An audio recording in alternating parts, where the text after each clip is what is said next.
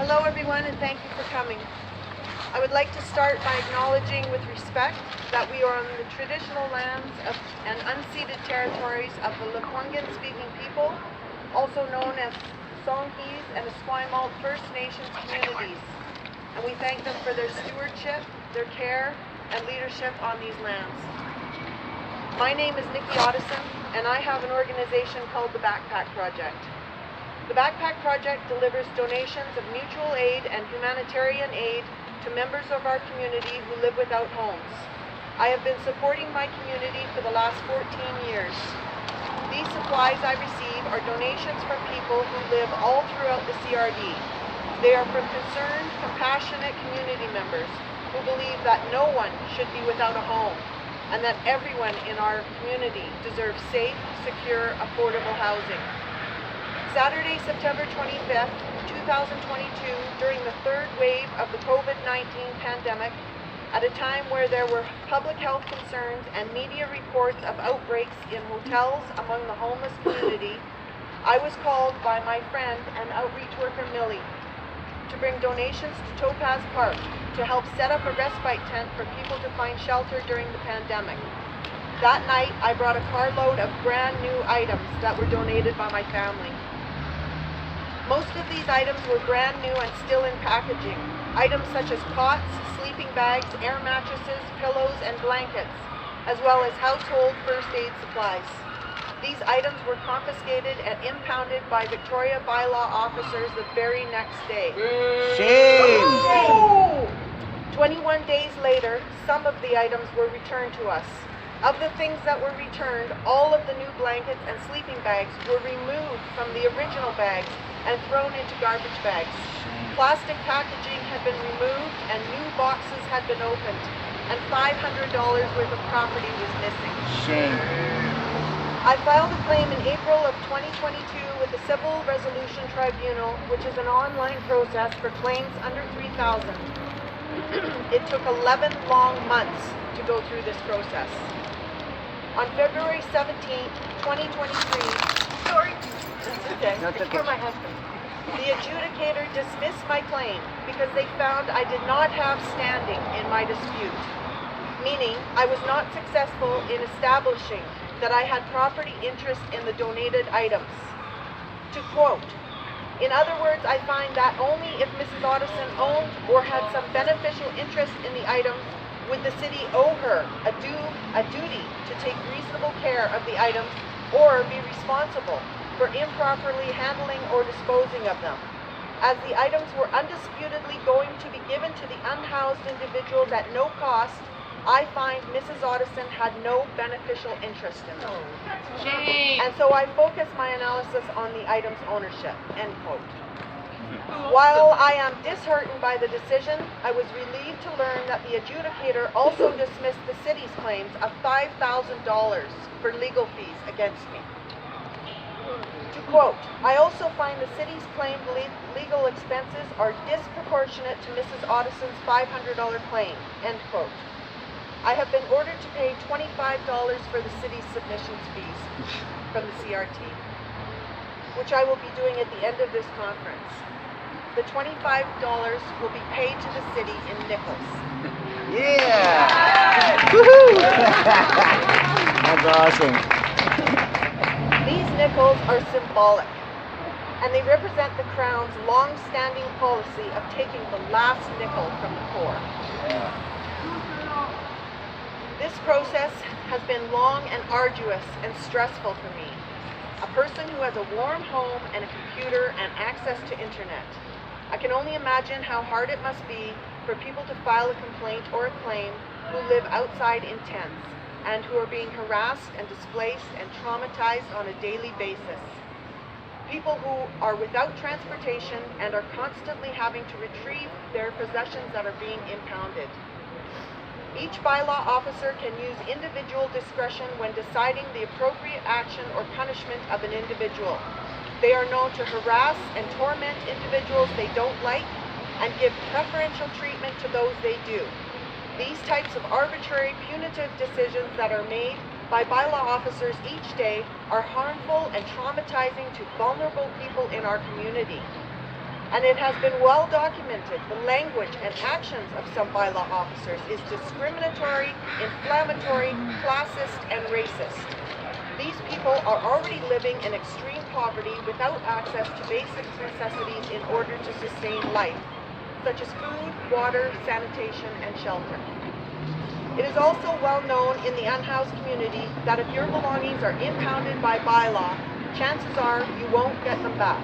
And I have personally accompanied individuals and have observed this to be true.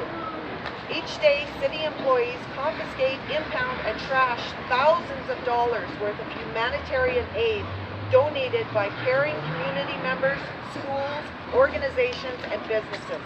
Fuck that. Even if an extreme weather alert is issued by the city, it has been well documented that survival gear such as tents, blankets, and clothing have been seized and impounded by city employees. After impounding, if no one claims the items, they are then discarded or sold at public auction. Shame. Generators, heaters, electronics, bicycles, trailers, anything that is of value is sold at public auction, and the proceeds are entered back into the City of Victoria's general revenue. I heard it goes back to the police completely. That's what I heard. The Parks Regulation Bylaw says that personal belongings can be picked up 6 hours after impounding. It also says that you have 30 days to pay the fine and retrieve your belongings. And after the 30 days has passed and belongings are not picked up, only then are they allowed to determine what goes into the garbage and what goes to public auction. But if you are unhoused, it is virtually impossible to file a complaint over missing items. The standard response from bylaw is that it was wet or soaked with urine in their eyes or was worthless. What sort of fines?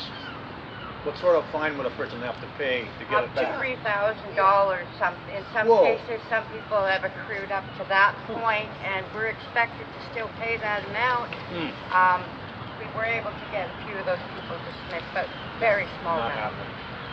This is also their justification for slashing tents and throwing them into the dumpster along with most of the contents.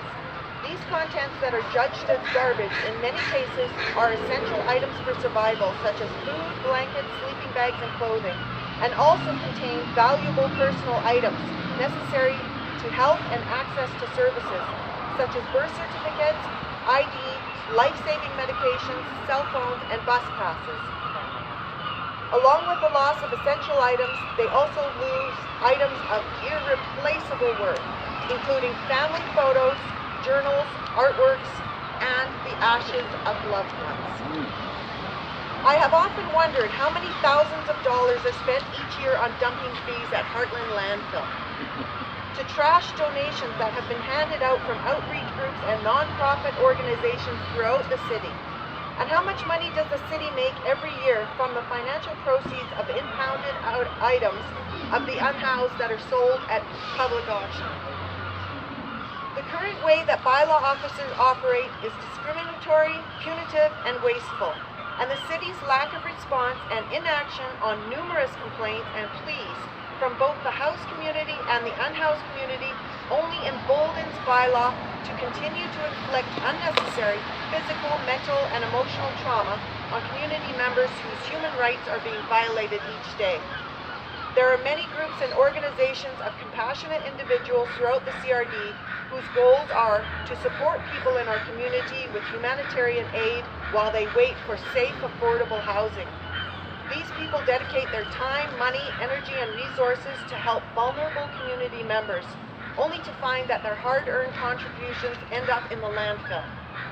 Most recently, neighborhood groups have organized to help unhoused individuals retrieve confiscated belongings, file complaints to bylaw and to the city, help make submissions to the Federal Housing Advocate and to the BC Ombudsperson, of which currently there are over 40 complaints relating to bylaw.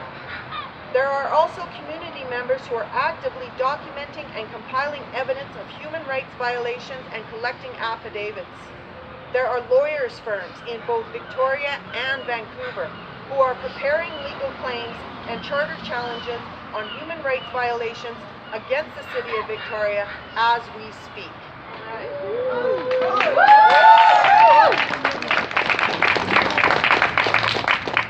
Mayor and Council council are in a position of public trust and have an obligation to ensure that the human rights of all the citizens of Victoria are upheld and protected. As elected officials, they should call out human rights violations and take action to uphold and make changes to ensure the protection of those human rights. Great.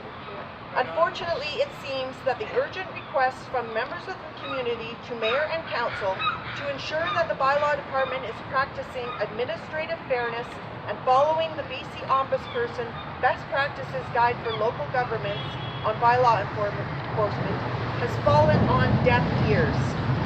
As a community today, we are standing in solidarity with the unhoused to let the city officials and the bylaw department know that we are officially putting them on notice.